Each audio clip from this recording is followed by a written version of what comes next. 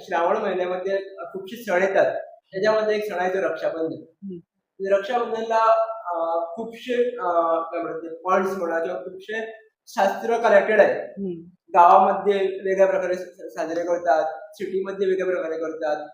South साईडला बघितलं तर वेगळंच, पण भारतामध्ये रक्षाबंधन वेगळ्या वेगळ्या प्रकारे साजरे करतात.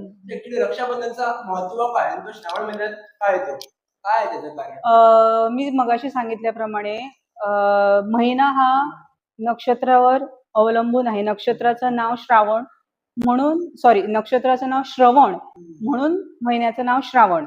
तर ते श्रवण नक्षत्र ज्या दिवशी सूर्याच्या कक्षेत येतं त्या दिवशी पौर्णिमा असते. म्हणून त्या दिवशी रक्षासूत्र धारण केलं जातं. रक्षासूत्र म्हणजे जानवं धारण केलं जातं. रक्षासूत्र म्हणजे ते हाताला बांधतात. बहीण भावाच्या रक्षाबंधन होतं, बहिणी भावाचं रक्षाबंधन होतं. वेगवेगळ्या प्रांतात वेगवेगळ्या प्रकारे हे होतं त्या त्या प्रांतानुसार. त्याचं कारण आहे श्रवण नक्षत्र सूर्याच्या कक्षेत येतं त्या दिवशी, म्हणून त्या श्रवण पौर्णिमेला महत्व आहे. त्या दिवशी संस्कृत दिन पण साजरा केला जातो. आणि एक ज्येष्ठ म्हणजे कसं अशी आहे की रक्षाबंधन आणि भाऊबीज दोघांचं भाव बहिणीचं नातं दाखवलं जातं, पण भाऊबीजात काय फरक आहे? तर भाऊबीज आणि रक्षाबंधन याच्यामधलं अंतर काय, कसं काय? भाऊबीज हा दिवाळीच्या सणामध्ये साजरा केला जातो. ज्यावेळी दिवाळी साजरी केली जाते त्यावेळी बहिणीच्या घरी भाऊ जातो काहीतरी उपहार द्यायला, आणि त्या दिवशी यमद्वितीया असते. यमाची पूजा केली जाते. त्यावेळी बहीण आपल्या भावाच्या उन्नतीसाठी, दीर्घायुष्यासाठी प्रार्थना करते, त्याची ओवाळणी करते, ती भाऊबीज. आणि ज्यावेळी रक्षाबंधन होतं ते रक्षा करण्यासाठी ऍक्च्युली आम्ही म्हणतो भावाने बहिणीचं रक्षण करावं. ऍक्च्युली ती एकतर्फी नसते, एकतर्फा नाही आहे ते दोघांनी एकमेकाचं रक्षण करावं. बहिणीने भावाचं रक्षण करावं आणि भावाने बहिणीचं रक्षण करावं, ह्यामागे त्याची मुख्य भूमिका आहे. जशी आपल्या याच्यात महाभारतामध्ये आहे की कृष्णाने परीक्षा बघावी म्हणून आपलं बोट कापलं. तर सुभद्रा जी आहे, तिची सख्खी बहीण, कृष्णाची सख्खी बहीण, सगळीकडे शोधते. तिला कुठेही चिंधी मिळत नाही त्याच्या हाताला बांधायला. ती म्हणते मी कुठे शोधू, मला चिंधी सापडतच नाही, कारण माझ्या नवऱ्यांनी पाच पाच नवरे कुणाचे? द्रौपदीचे. माझे एकच नवरा आहे, त्याने मला एवढा महागड्या साड्या वगैरे दिल्या आहेत, मी कुठे चिंधी शोधू, मला सापडत नाही. तोच निरोप तो श्रीकृष्ण द्रौपदीला पाठवतो. ती द्रौपदी कसलाही विचार न करता आपला भरजरी पितांबर जे असते ती फाडते आणि त्याच्या बोटाला बांधते. ती आहे श्रद्धा, ती आहे प्रेम. तर त्याच्या अनुसार मग तो श्रीकृष्ण ज्यावेळी तिच्यावर प्रसंग येतो त्यांना भरपूर वस्त्र पुरवतो. म्हणजे ते श्रीकृष्ण बहिणीचे रक्षण करतो. आणि बहीणही भावाचे रक्षण करणारे अशी खूपशी उदाहरणं आहेत जी आता माझ्या लक्षात येत नाही, पण दोघांनी एकामेकाचं रक्षण करावं. आणि दुसरी गोष्ट म्हणजे बहिणीचं हृदय हे खूप कोमळ असतं. ती कोणत्याही प्रसंगी भावाला आधार देतेच. ते एकमेकांचं ऋणानुबंध म्हणा किंवा प्रेम म्हणा ते दर्शवण्यासाठी ते रक्षासूत्र बांधलं जातं. आणि एक वेळ जर रक्षासूत्र बांधलं नाही तर कसं काय फरक पडतो, काय असं होतं? तसं काय नाहीये, ती आपली भावना आहे, तो प्रेम आहे. आता तुम्हाला कोणाच्या मित्राच्या लग्नाला बोलवलं आणि तुम्ही नाही गेलं तर काय फरक पडणार? नाही. कसं पडणार ना, मित्राचं आहे ना. ती भावना आहे, ते बंध आहेत. तसं जर बहिणीने राखी नाही बांधली तर भावालाही दुःख होतं, आणि बहीण भावाला राखी बांधू शकते तर बहिणीलाही दुःख होतं. केव्हा? ज्यावेळी फरक पडतो, ज्यावेळी नातं असतं, संबंध असतो, प्रेम असतो, काळजी असते, तेव्हा. नाहीतर बांधलं काय आणि ना बांधलं काय. ते कारण असं एक होतं की आजकाल आम्ही बघितलं सोशल मीडियावरती किंवा आजकालच्या जगामध्ये की सगळेजण म्हणतात की बाबा मला 50 राखी आल्या, तुला 4च राखी.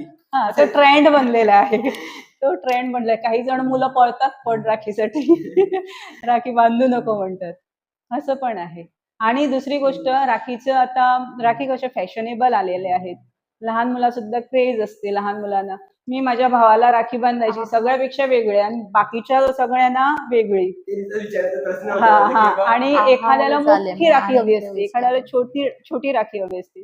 काही नाही, एवढी महागडी राखी, एवढी सुंदर राखी बांधली, काढली, टाकून दिली. काही काही भाऊ असतात ते जपून ठेवतात, वर्षभर ती राखी तशीच जपून ठेवतात, पुढच्या वर्षी दुसरी राखी बांधतात. तुम्ही सांगितल्याप्रमाणे की आता तुम्ही म्हटलं की थोडे भाऊ जे वर्षभर टिकून ठेवतात राखी बिखी, पण थोडासा क्रेज असा आहे की बँटेनची छोटा भीमची राखी ती वर्षभर कशी टिकणार. नाहीच टिकणार. पण ती 1-2 दिवसाची क्रेज असते लहान मुलामध्ये.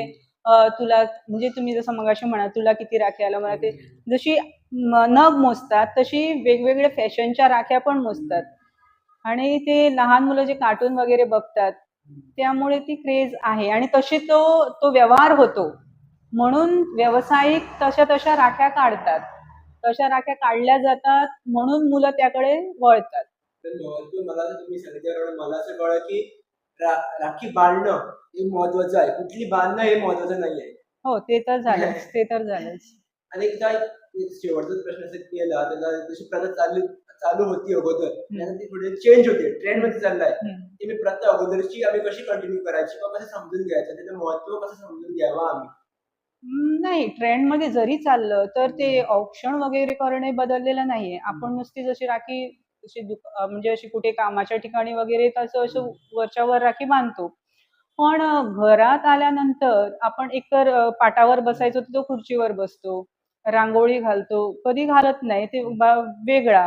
पण आता ते तुम्ही Instagramवर मग सोशल मीडियावर टाकतात. त्यामुळे ते डेकोरेशन पण आलं. वेगवेगळं डेकोरेशन पूर्वीसारखं जरी तो साधं नसलं, सोवळं, पण त्याच्यातलं ते सोवळेपणा असतो. त्याच्यातल्या वेगवेगळ्या विविध कला, आपल्या ज्या कला आहेत त्या पण निरखून येतात. आता ताई तुम्ही सांगितल्याबरोबर मी आता डेकोरेशनचं सांगते त्याबरोबर एक येतो की आरती ओवाळणं त्याचं महत्व काय आहे. हा, आता आपण ना ती आरती ओवाळणं म्हणजे गोव्यामध्ये आपण आरती ओवाळणं म्हणतो. महाराष्ट्रात त्याला औक्षण म्हणतात. हा, ती जराशी म्हणजे वेगळी पद्धत असते. अंगठी वगैरे घेऊन ते उलट-सुलट ओवाळतात. दुसरं, आपण गोव्यामध्ये असल्या कारणाने आपल्याला टोपीचं महत्व माहिती नाहीये. आपण टोपी घालायचो आधी. हा, टोपी.